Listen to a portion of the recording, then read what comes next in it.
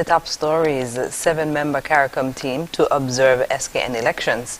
Venezuelans continue to flee to Colombia in search of better life, and Kansas votes to preserve rights in post-Roe election test. Hello and welcome to the ZIZ Midday Newscast. Today is Wednesday, 3rd August 2022. I'm Kyla Barrage. Nationally, the Federation's elections on August 5th will be observed by a 7-member CARICOM election observer team.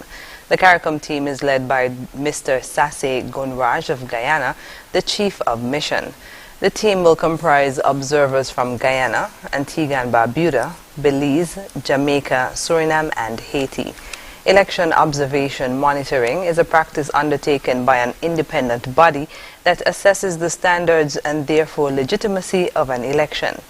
Observers do not intervene during an election. They produce reports which are circulated to national governments and their related departments. Reports are also made public, displaying the issues found alongside recommendations for the future.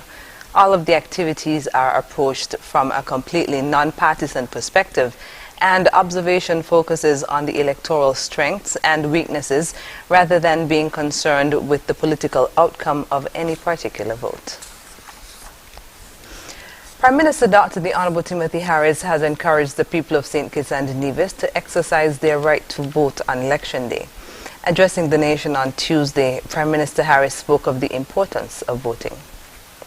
Your very way of life is on the voting is being held at a time of great global economic uncertainty.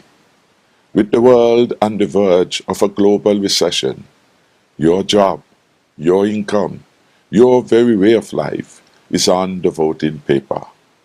How you vote will determine if you and your family will have a secure future or if you go backwards.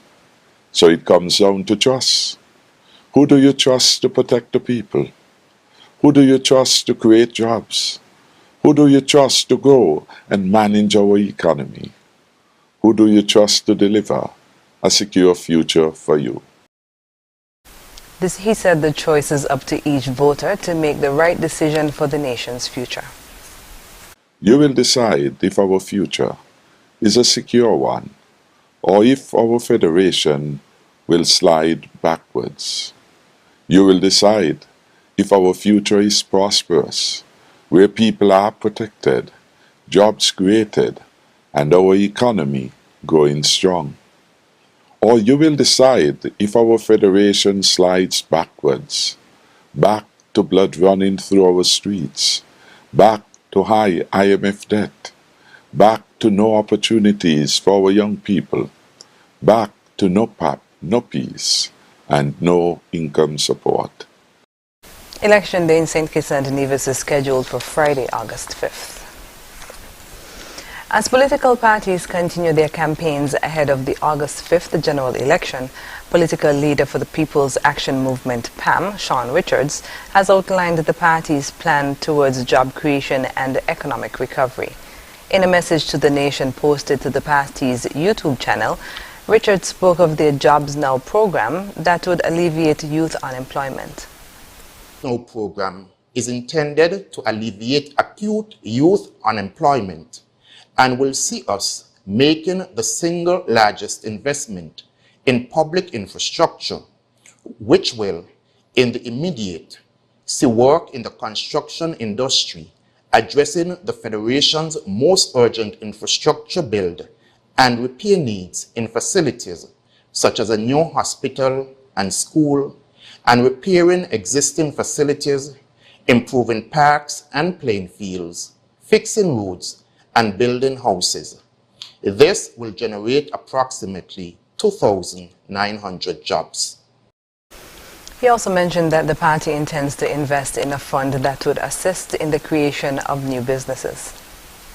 100 million in the Dream Fund to create new businesses and build a new generation of entrepreneurs, all of whom are required to hire employees.